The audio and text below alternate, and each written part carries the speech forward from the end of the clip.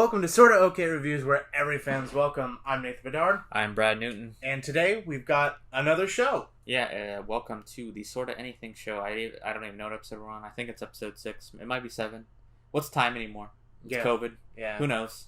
I think it's episode 6, though. Days are just blending together at this point. Mm-hmm. But yeah, we got a good show for you this week. We actually ended up not doing a show last week, so it's been a bit. We got a lot of stuff to go over in the past 2 weeks of our life. So we took a little bit of a break, per se. Yeah, we had some remodeling on the set to do, I guess you could say. And then so we always start off the show with what's been going on in your life. Well, let's see. I have been, of course, I'm still playing Kakarot. Mm-hmm. That game, I get what they were going for, but once I got done with the main story, I'm like, okay, how do I unlock the secret ending, or how can I unlock all these characters, yada yada yada. But it's just you have to do all these side missions, collect these parts. And Super after a while, grindy game. Yeah, after a while, I was just like,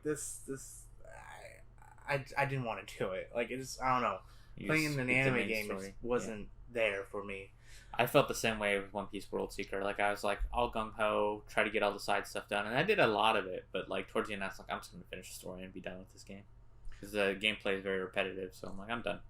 I don't know. I kind of wish they would have maybe molded together a fusion of Kakarot and DBZ Fighters. I think that would have been a perfect combination because, you could do just the one-on-one V fighting, and then also have that great cinematic story. Yeah. So you like the actual fights, fighters, and then but you still fly around and stuff. Yeah, exactly. Okay, so what you're saying. That's cool. I'm still on Ghost of Tsushima. They actually announced an update for it for the co-op. I'm still. I think in Act 2 of the game, and I just started Act 2 story mission wise, so I still got a long ways to go in it. I think honestly though, I'm really enjoying the game. It's probably my game of the year right now.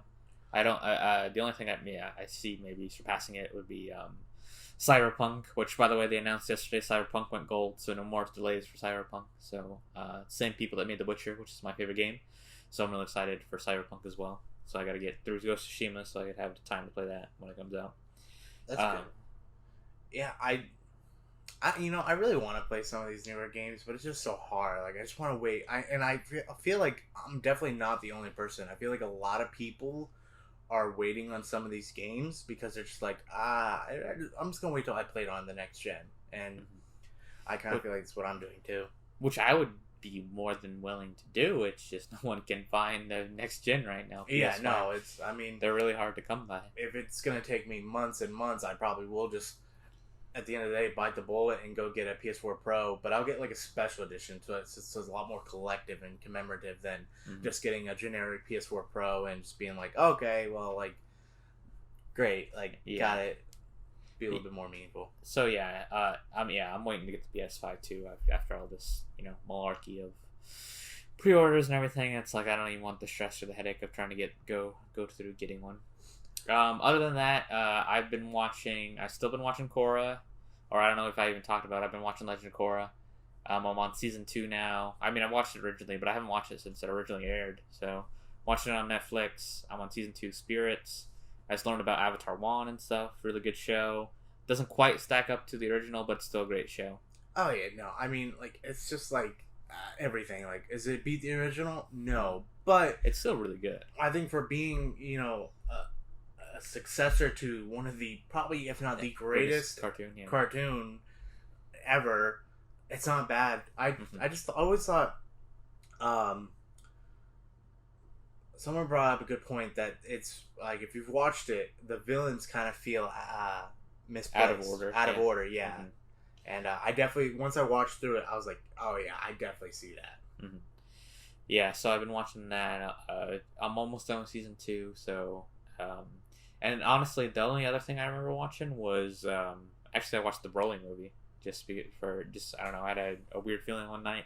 I watched it, and it makes me really want Super to come back, because I watched it. It takes place after the Turn Under Power, and I'm like, man, I really want Super back. Oh gosh, yes. I remember every Saturday night, super hype, Crunchyroll Funimation would crash because everyone's trying to watch the new episode. It was good times, good times. It really brought the anime community to another new level, just for the shit. Because you'd see, like, there were a couple fake videos on it, but but a lot of them were real. You would see actual cities sometimes go collectively join together and watch the new episode of Dragon Ball Super. And like I've never seen an anime do that. I've seen people come to like a movie theater to watch a movie, but just for like a collective part of a town or whatever to come together, watch it on a big screen, and like just enjoy it together, like that was just so special. And I think that I'm hoping if they do come back, because I haven't necessarily been 100% reading the manga through and through, but I've definitely been keeping up with the manga. I won't spoil anything, but from what's happened is like, man, one, I think some moments can be really done well, but also too, they cannot mess it up the way they did the first time of like the animation, like not caring or maybe being rushed or whatever, because that was god awful. And like even in the restorations on the Blu-ray, you rewatch it, it's atrocious. And considering how much money Dragon Ball makes, because even though per se One Piece is bigger in Japan, it's like their juggernaut down there, and of course Dragon Ball is the juggernaut here. Dragon Ball is a juggernaut everywhere. It's that one anime that I would say is probably king as far as popularity. Worldwide, probably, yeah. And as far as money. So hopefully they take that money and actually put it into the series, and I think it will be a good payoff, because they're not going to be like, oh, okay, here, and people are like, oh man, this animation sucks. Well, the thing is that Dragon Ball is going to make money regardless, so they try to make it like a weekly show. But honestly, since they took a break and ended the show, they should just do seasonal. If they release like 10, 12 episodes at a time, and they put that movie quality version into the animation, that I would love that. Oh yeah, and they kind of did that towards the end. I mean, and that's why everybody was like hammering to watch it together, because it looked gorgeous. And then too, like I just, My Hero is like I think it probably is not, but I want to say it was one of the biggest influences on like why anime clearly is, I think, going to be way more successful if they just do seasonal. Yeah, like there are some that they can't do seasonal, of course, like One Piece, it just makes too much money. Yeah, and even a lot of people don't realize it, but Boruto makes a lot of money in Japan, being a weekly show. People love it in Japan. Here, not so much, but it just makes too much money. So, but everything I feel like Dragon Ball makes too much money to do it that way too. But I just would like it not to be a weekly show. But they do it. But like, even though it's not seasonal to the extent of 25 episodes, I think even though they're only doing 100 episodes, if they do that, take a break, it still should look pretty damn well. If they're working on it now. But it just depends if they're working on it or not, or if they're actually going to work on it week to week. Which I think they are. I think they're just trying to keep it under wraps. We've heard so much things. I think the pandemic maybe definitely hurt a little bit. But kind of like, it's kind of hurting everything. But I brought up My Hero. It's I think a while ago we went and saw two Heroes Rising, and we saw it in 40X, which we have a 40X video, by the way, if you're wondering what it's like, and it's actually one of our best viewed videos. So if you want to find out what it's like, go check it out. We'll leave a link in the description below. But we saw it in 40X. It was interesting. I loved it in 40X. It was cool, yeah. The whole ending, like spoilers for the movie, like the whole ending when everyone's like powering up and fighting and you don't even know what's going on. When the ground shake, like the sheets are shaking with you, it's like you actually feel like I forget the villain's name is Nine, yeah. He's just like, you could feel his power in the 40X theater. It was pretty great. It was pretty cool. Now the weirdest thing though is like, when the Heroes movie came out, we got excited. It released. It came out pretty quick. The first movie came out pretty quick, and then it took forever from the moment it released in theaters to its release on Blu-ray/DVD. It took forever, and I don't know why My Hero, the movies, I wouldn't say necessarily just the My Hero movies, but they take so long to get released, because right now the Heroes Rising is coming to Blu-ray and DVD on October 27th. You can go pre-order your copy now. You can either pre-order it at Funimation. I think you get like a little keychain or something. And I think, let me see. And then of course, the where I pre-ordered it, Best Buy right now, they have they have a steelbook version of it, which I remember first time I saw Broly on steelbook, I was like, "Is that real?" And then it came out, and it was. And I would definitely go pick it up on steelbook. And they are re-releasing Two Heroes on steelbook too, but I don't know why I took this because I've been dying to rewatch this movie, and I don't want. And like I've seen a whole bunch of people, post the clips of the final battle, this and that, but I don't want to spoil myself. I want to be able to sit down and rewatch that final fight and hear that music and just to be in that moment because it was so good. Yeah, I'm real excited for it to come out, and it is one of our topics, but we'll go ahead and just talk about it right now. Just a quick thing that they have announced that My Hero Academia, new episodes coming back spring 2021. I kind of have a feeling that they'd be out kind of around now if it wasn't for COVID. That's just my suspicion. I don't think so. I think, like I said, I think Bones knows what their Studio Bones that makes the anime. I think they know what they're doing, and I think they know that even like I will admit like some stuff like we've seen with streaming services, like if you release all the episodes at once and your thing, and then pretty much you get the hype, but then it dies out after a week. I think they know that while like the hype dies a little bit for My Hero when it's on its breaks and you're waiting for the next season. I think they know that once if they take their time and they keep making it the way they are, they're gonna kill it. And especially for the stuff that's coming up, if you haven't read the manga, I won't spoil anything for you, but if you have read the manga, you know what's coming up, and it's gonna be great. Especially if you're, like I said, if you like the villains of My Hero, I think you're really gonna enjoy this next season. That's cool. It's cool. Yeah, I'm really looking forward to it. I'm actually we did videos on reactions to it, so maybe we'll bring those back. Just reviews of episodes because we did do that. I might do some watch throughs. Yeah. So but yeah, the last thing because we're still kind of in what we've been doing would be last episode we did was the car ride to Universal. So yeah, we went to Universal. We've actually been twice since then now. And you want to go ahead and talk about our experience? Yeah, it was cool. I remember, so like we got there early. Like park hours during the weekdays are very limited. It's like 9 o'clock to 5 o'clock, and we got there, and yeah, it was pretty. It wasn't like dead. It wasn't like nobody was walking the streets, but I mean, we've been to theme parks when it was normal, and it was kind of like refreshing in a way though. Because, you would go to a theme park and you'd be like, okay, we can maybe do 3 rides today because they're going to be all hour plus waits. And then if you want to, like, go do something else, like just walk around, enjoy the scenery, get some food, this and that, like it takes up your whole day. And especially only being open till 5 o'clock, we were able to do everything. Both parks. Anything that we wanted. We were so exhausted by the end of the day because most rides, even though it said like, 30-minute waits for everything, for the most part, we kind of just walked on to all the rides. Like, we walked to it, we walked, through the line. By the time you get through the line, like, you maybe wait, like, maybe a minute just to get on the ride and get the hand sanitizer and everything. But most of the rides, on the weekday, anyway, not on the weekend. Yeah. The weekday that we went, the only ride that we actually had to wait for was Hagrid's. And that was, like, I think it said 60 minutes, but we ended up only, I think it was like 30 minutes. Yeah. But, yeah, so I actually had a pretty good time. And the deal right now, they actually extended it. You could still buy it today and go for the rest of the year. No blockout dates right now. Yep, it's all the way extended all the way to November.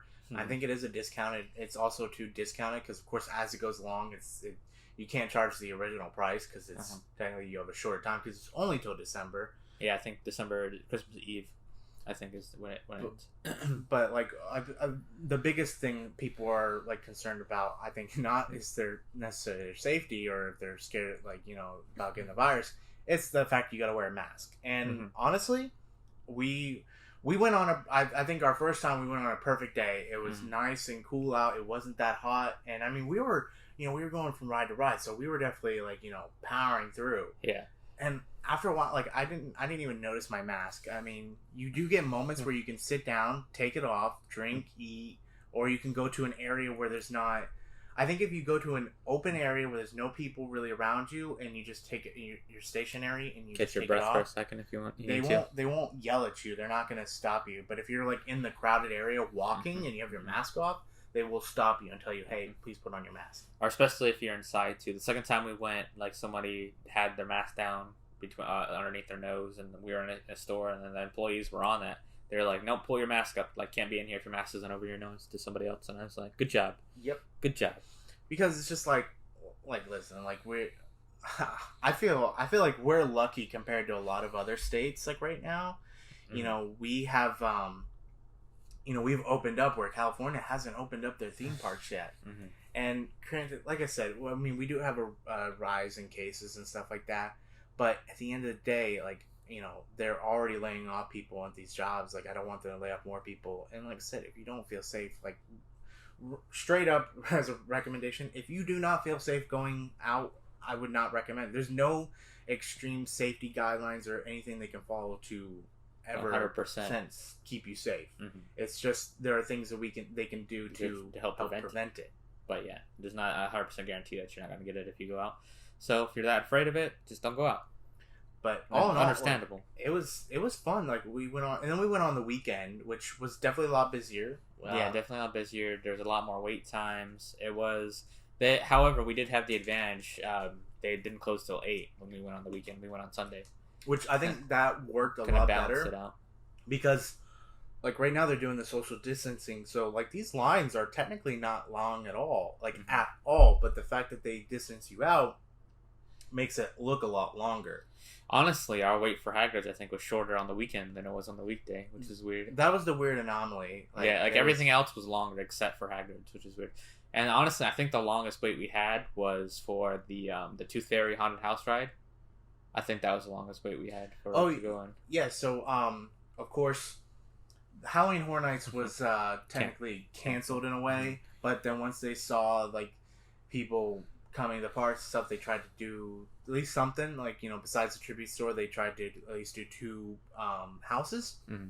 And what they're doing is pretty much, I'll admit, it's definitely not the same compared to like what you would do before, because so let's just go ahead and talk about the house. Like they had a weird line, like a social distance line. Like we went through like a whole studio, and I don't know, like that line to me was weird. I get it because they made it with social distance in mind, but I feel like we walked a mile just to get to the. Well, I've been many years. I've been going for many years. That's actually not too. Like I remember, like they always have them in the back stages for the houses and stuff. So like the weird lines and the like angle, was kind of normal to me. But you know, when you go in, you know, it's like super dark. You really can't see anything.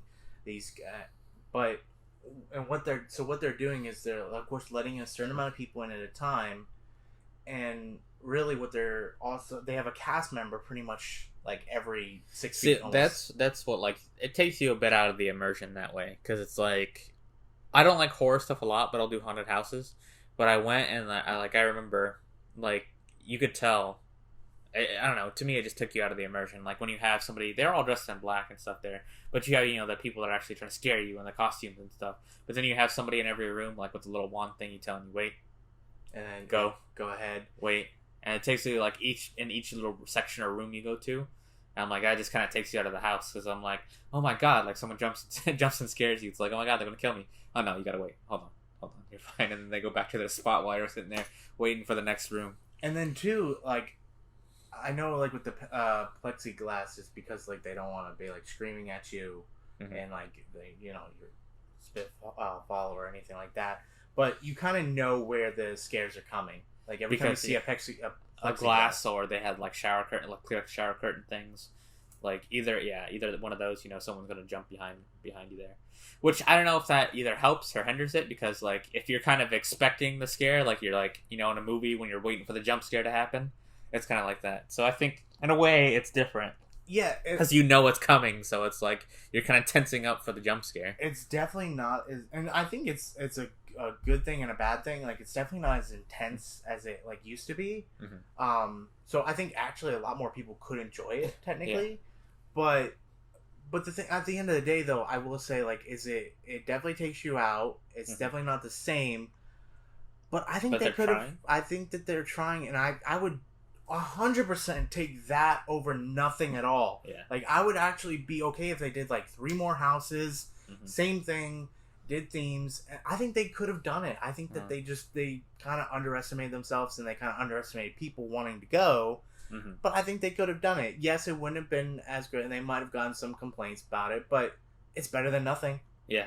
I'm gonna go back on Sunday and try the Bride of Frankenstein one. So, I probably should start off the video. Maybe we'll say at the end, but probably no videos next week. Not gonna be a show next week, so I gotta work and possibly I have something. Well, at least this show. Yeah, this show was on. But I got something I want to try next week that I want to. There'll be videos probably, but just not this show. This show will be on another break next week, so there's that. But I'll try to go on the Bride of Frankenstein house and see how that one is. And kind of like to compare, because we haven't been to Disney yet since they reopened, and I don't know if we're gonna be able to go / want to go this year for the rest of the year. Because I'll give Universal something like with Disney. Of course, they got 4 parks, so you got a little bit more options as far as like, okay, you could spend like a whole day doing these 2 parks, and these 2 parks are just one park in general, but the deal that Universal is giving, I think, is helping them in a sense of like, they're like, okay, like, yeah, we're still doing our safety precautions, but we want people to come, visit. And I don't think they're really getting that overseas market or just international market, out of state market. You're getting more people who live here. Well, like, we were talking about it just in general. Like, as long as you get people in the park, like, they're gonna spend money in the park. Like, they're gonna buy your food. They're gonna buy your merch. They're gonna, like, so just get people there, and then you get them to spend all the money. So I think their deal of, as we've talked about numerous times now, of buy the day, get the rest of the year free. It's way better than anything Disney's doing right now. Yeah, and I think, like, even though people are, like, kind of more posting videos about Disney, because I think, too, they also have, like, a little bit, like, they have the Star Wars land, and they have the newer things right now, at least, but, like, I personally, like, I feel like it just seems so, like, easy to go to Universal compared to Disney. Like, you have to make a reservation, and I've seen videos of people going, and it looks so busy. Like, regular carousel rides are, like, 20-minute waits, and I'm just like, no. Yeah, I think the Disney plan, last time I looked at least, was probably a few weeks ago. It was, you get, it's $65 a day if you get a 2-day pass, which is actually half price of what they normally are. But still, I mean, that's 2 days for $120. And then, or you could spend $160 for the Universal ticket and just go as many times as you want. Like, we could literally go every single day if we didn't have any lives or something. Yeah. Like, so if you were, like, your job was still furloughed or whatever, or you're still not working right now, it's like you could be like, well, I could go to Universal today. The only sucky thing about it is you have to pay for parking every single time, and parking's like $30. Yeah. So unless you could find a way around it, but every time you want to go, it's still $30. Yeah, and park. I feel like, too, we got lucky enough to go with a friend who's a cast member, so we didn't have to pay a second time. But exactly, and like I said, it's just, I also think that this is interesting because you're gonna, we're kind of getting used to now, like, we've been 30-minute rides, like 30-minute wait times. We're getting spoiled a little bit. It's so nice. I just couldn't imagine going back to these rides and being like, oh, there's a 2-hour wait, or there's a 3-hour wait, or an hour wait. Literally walked on to Harry Potter's Forbidden Journey. I remember the first maybe 2 or 3 times I went on that ride, I waited 2.5 hours to get on Harry Potter Forbidden Journey. The fact that we literally just went and walked on to the ride. We didn't stop once. Just straight through the line, through all of Hogwarts, didn't stop, and they just said, go on, and we went straight onto the ride. Yep. It was insane to me. I was like, Jesus Christ, I remember waiting 2.5 hours for this ride. And the thing is like, I think, I know they're doing the safety measures, and they don't want, like the parks to get overwhelmed with people, because technically our governor has said, like, things can go phase 3 reopening. Phase 3, we're in phase 3. Things can go back to normal. But I don't think people businesses want to go back to normal at the moment. I still think they're gonna wait. Yeah, because I think you would have people that are definitely okay with like not going. Like you definitely have a lot of people that would be okay to going to the park wearing no mask. But I think you would be outweighing yourself with the You'd people be that alienating. are not. Because Okay. honestly, like you said, you would still go. So you said if masks weren't mandatory and that people weren't wearing masks, you would still go. Yes. Personally, I would not. So And see, that's the the thing. dilemma. It's Yeah. like you still got people that are going like, yeah, they don't want to wear a mask, but they're gonna go. mhm. And then because like they're like, I don't feel like that unsafe to not go.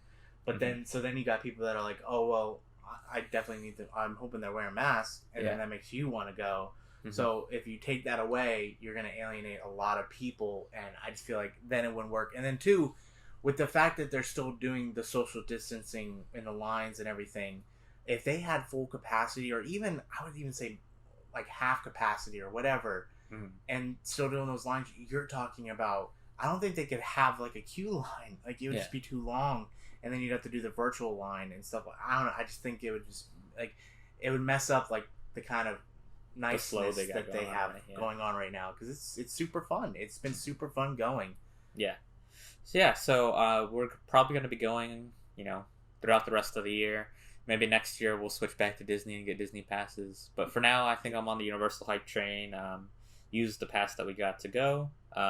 Really enjoying it. The rides being short, everything. Oh, one other thing. We checked out the Tribute Store. Tribute Store is pretty cool. We got some pictures. Beetlejuice was the theme. You got the brownie.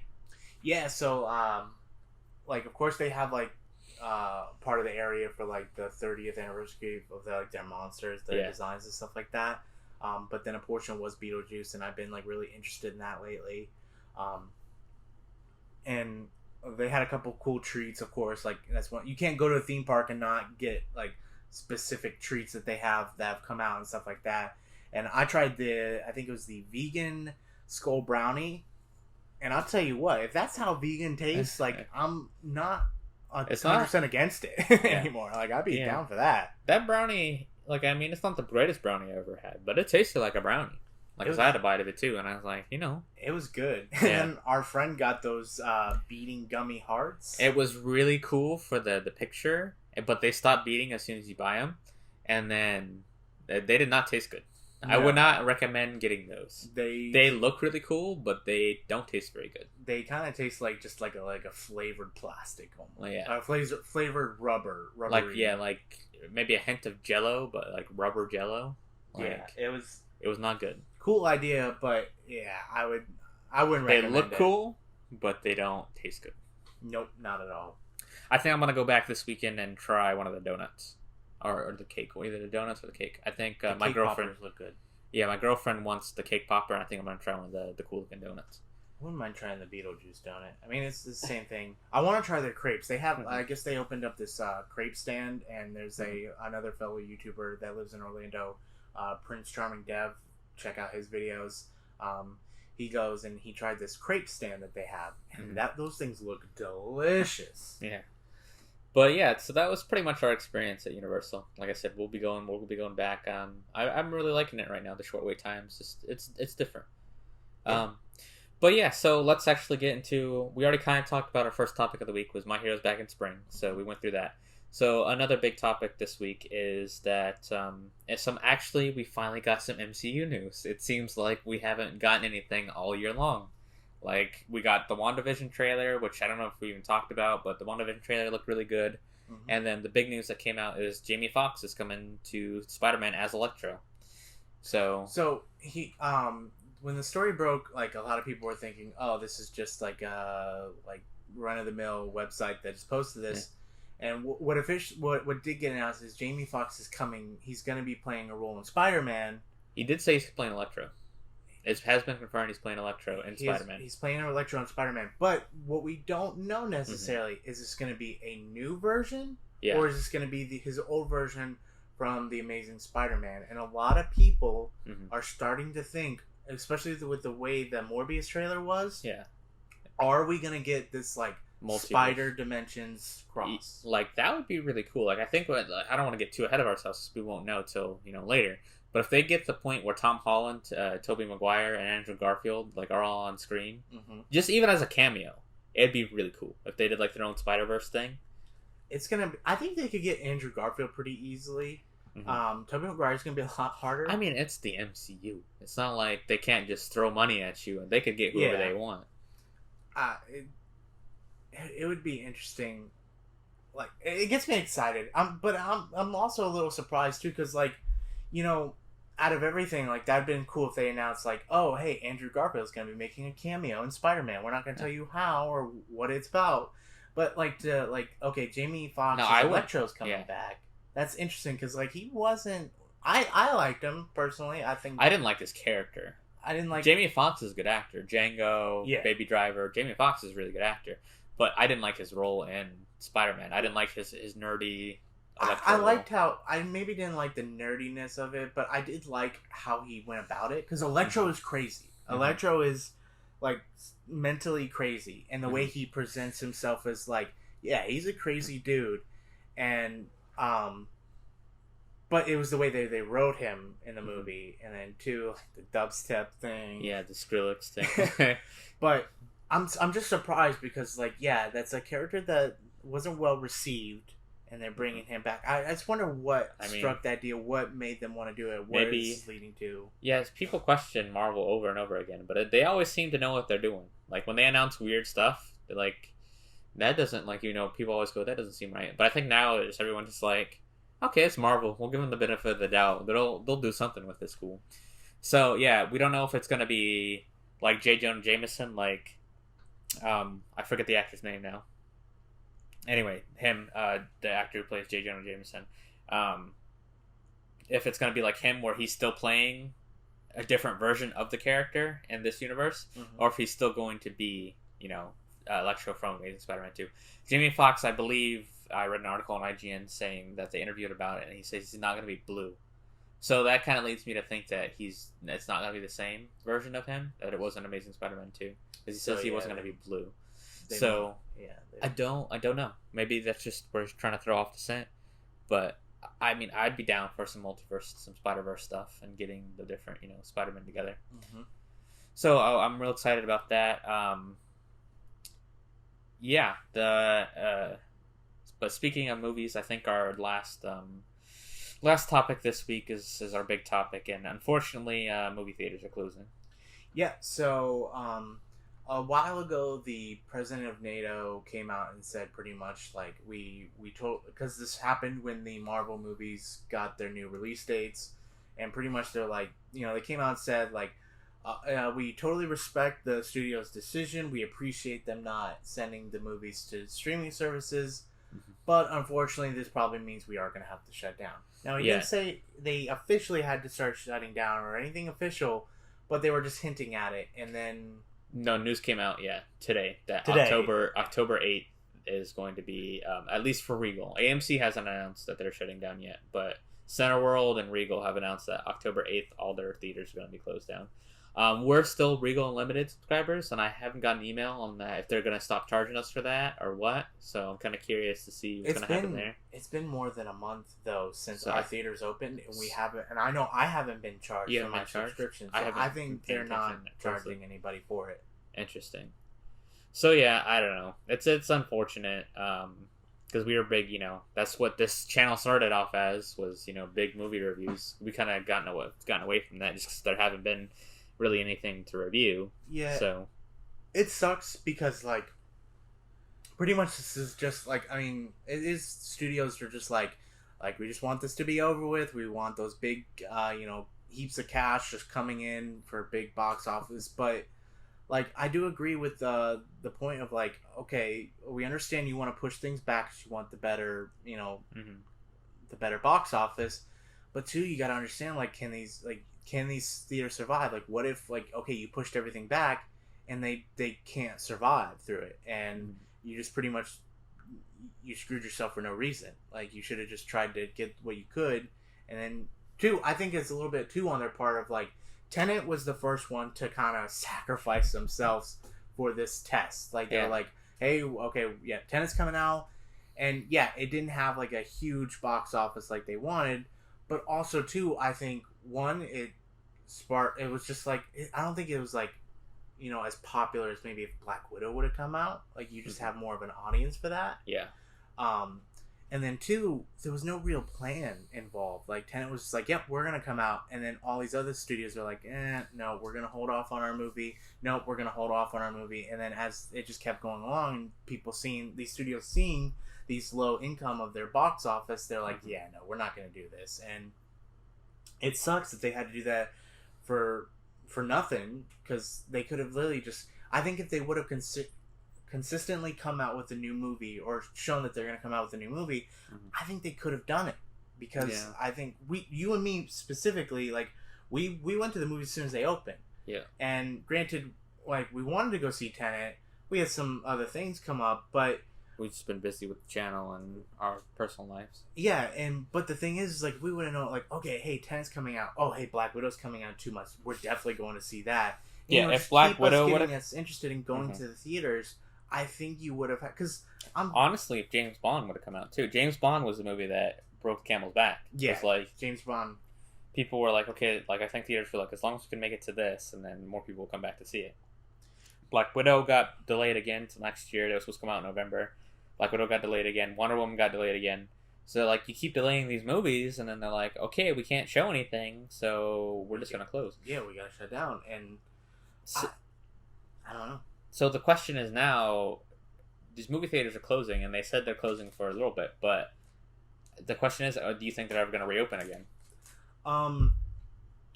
I think if they would have, like, technically, if they're, like, if they would have done the whole, like, we're going to still stay open, we're going to try and survive, I think that would have actually been the bad choice, because technically it's like, yes, you don't have anything coming out, you're not going to have the money coming in correctly, and you would have just been depleting your resources. I think, and it sucks because now some more people are going to lose their jobs again.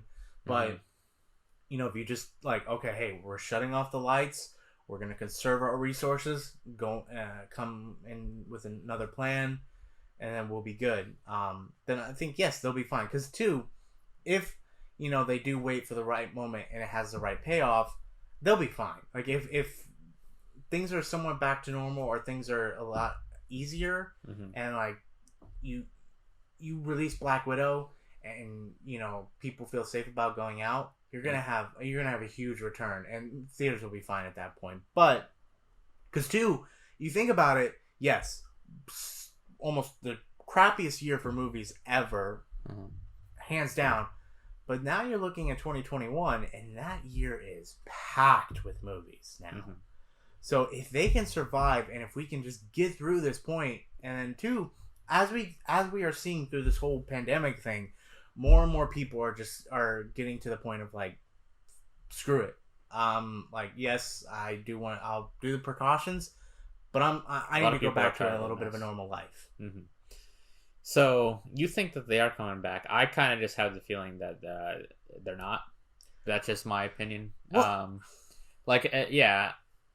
It's been almost a whole year, like, without any real revenue. Like, unless they get, I think, help from studios or something, or government or something else, there's no way they're going to survive. Which I think they will. I think right now, they're, of course, holding out. But if you have a studio, like if theaters at some point are like, hey, like, we tried to go into survival mode, but it turns out things were much worse than we expected, and we are just going to have to keep doors closed forever. And because the whole thing is studios are holding out because they want these huge box office returns. They want that money. What they're doing is they're holding off, because if they know, like, okay, our theaters are going to close, they don't want to do streaming, because they would have waited. They would have done it already if they do want to do streaming, because they're not going to see that revenue. They're not going to see that huge payoff right now. They've kind of Mulan kind of showed it a little bit. Yeah.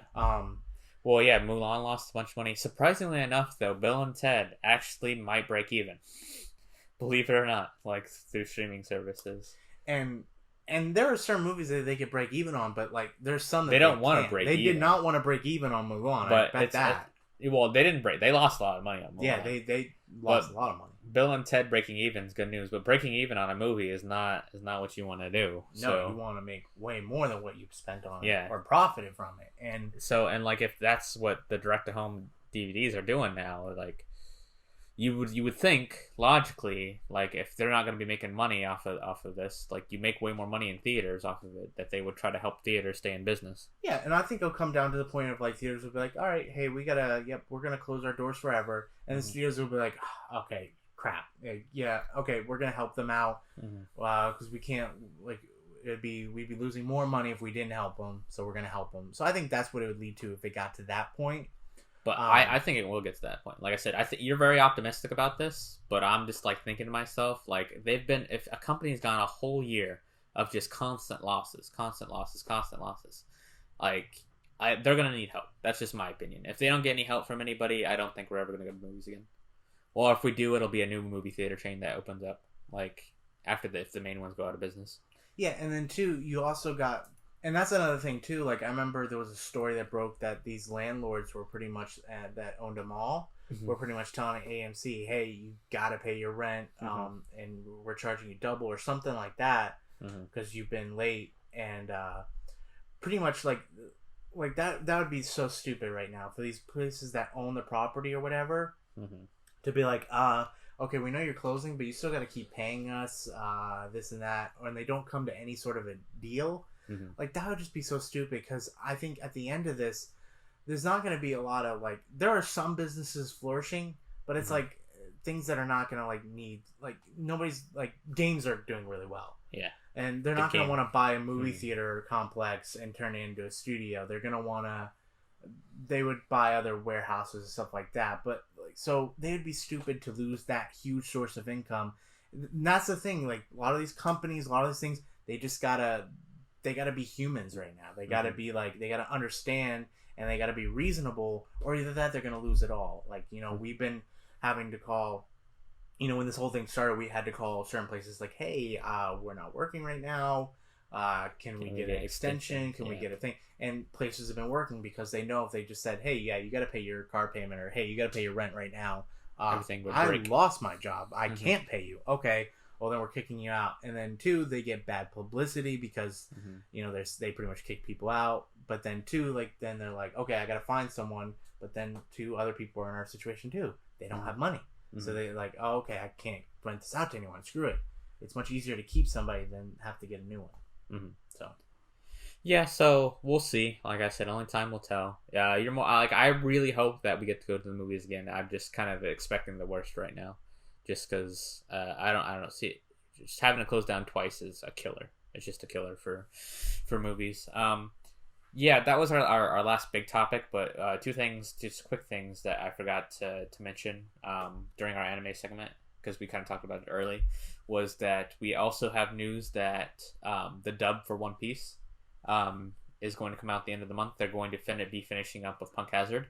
So that means the dub for One Piece is getting into Dressrosa, which is really cool. I might go back and watch Punk Hazard now in English just to see the difference. And then there's a new... I can't even pronounce it, but you can. What is it? Yashihima half prince, princess half demon. Yeah, we can't pronounce the name of the show. It's the Inuyasha sequel. That's the easiest way to put it. But anyway, I didn't watch Inuyasha, but you did. But my girlfriend's a really big Inuyasha fan, and she says if you're a fan of the show, you should watch the first episode because it takes place 6 months after Inuyasha ends. And then, so it's kind of an epilogue. It shows you what happens like after, because she says that they get married at the end of the show, and then it just kind of ends. So like it dives a bit deeper into that and like what's happened since. And so if you're an Inuyasha fan, you want some more closure on the ending of the show. It kind of gives you that for that first episode, which I think is really cool for them to do. Yeah, no, I'm super excited right now. I think Viz Media is releasing the old Inuyasha episodes on Blu-ray. They're doing a restoration and doing Blu-ray releases, so I'm rewatching the series because it's been a while. I'll always remember like those nights that I would stay up late because I knew I was going to either skip school or get out of it or not, and just like watch episodes of Inuyasha. Like I was always like that interested because like I was so used to like just Dragon Ball Z, Naruto, and Inuyasha was a little different. It wasn't just your typical battle. It had that really big open world fantasy aspect to it, and it was good. And I'm glad to see that they're showing love to it because I think because I remember I didn't get to watch Final Act, and I've heard from people like it didn't it just didn't tie up the bow very nicely. Like there was no that secure like, oh, what happens? Yeah. And now they're doing that, and it seems like they're not going to go the Boruto route of just completely cash, trying to get the cash for it. They're going to actually do a good story, and that gets me excited. I think as anime fans, like we're still doing pretty well because we got this Jujutsu Kaisen just started its first episode this week. I haven't got to watch it yet, but I've heard good things about it. I've heard that the story's great. Yeah. So I'm excited to watch that, and of course we're gonna get Haikyuu season 4, which by the way, if you're a Haikyuu fan, I have some good news for you. I will be doing watch throughs starting probably next week of the second season. I'm going to start the second season because I've already watched the first season. That's what got me really into it. Yeah. And I'm going to do watch throughs of the episodes and do my reactions to it, and then lead up to season 4. And then, of course, I know that the Demon Slayer movie is still going to release in Japan, I think, this year. But in the US, I think we're going to get it next year. So that's when does Bleach come back? Bleach supposed to come back next year. I know that when they announced the anime's return, Kubo at that time was casting the Sturmritters. Interesting. So he is casting. So probably by now, granted, the pandemic definitely probably halted things a little bit, but I think we probably got the cast set down. Now they're just probably storyboarding and all that. So that should be big, and of course, Attack on Titan the final season got delayed till December. Makes sense. I mean, we're not even done with the manga yet. I hope they don't ruin that. And then 2, we're supposed to, and then excuse me, we got, of course, the trailer to My Hero season 5. Little tidbit, kind of shows the new outfits and stuff like that. So I think we're doing pretty good as anime fans. We still got a lot of content coming. Just hoping for Super to come back. That's my big thing right now. Now, granted, we'll probably have a video whenever stuff gets announced and when it comes closer to that time. But I believe in December is when Jump Fest is supposed to start. It's usually a big event, a big convention, stuff like that. But of course, this year they're going to do digital only. So pretty much kind of like what Comic-Con stuff did. Like they're just going to have studios like, oh, hi, this is what we're planning. This is what we're doing, what we're releasing. And they're going to do it that way. So hopefully, maybe we get some Super news. I think personally, though, because the current arc is about to end in Super, we'll probably get the announcement of the next arc, and maybe possibly a movie. I know they said they wanted to. They're going to do another movie. So yeah, hopefully we do another movie. Something. It'd be cool if they redid the Broly. I wouldn't mind if they did Broly movie like they did with Ballad Gods, Resurrection of F, like just anime wise. So that'd be cool. But I think that's going to do it for this week's episode. It sucks that movies are closing. We got good anime news. We've been going to Universal. Universal's been real fun. We're going again. Good deals. But I think that's going to do it for this week unless you have anything else you want to add. Nope. Just let us know in the comments down below. Do you think movie theaters are going to survive? What do you think has to happen in order for them to survive? Will they adjust with the times? Could we see something else birth from this whole thing? But as always, make sure you like, comment, and subscribe. Make sure you hit the bell notification so you can get notified when all of our videos coming out. We got some great stuff planned. Anything else? Nope. Thank you guys so much for watching. And have a great day. Catch you later.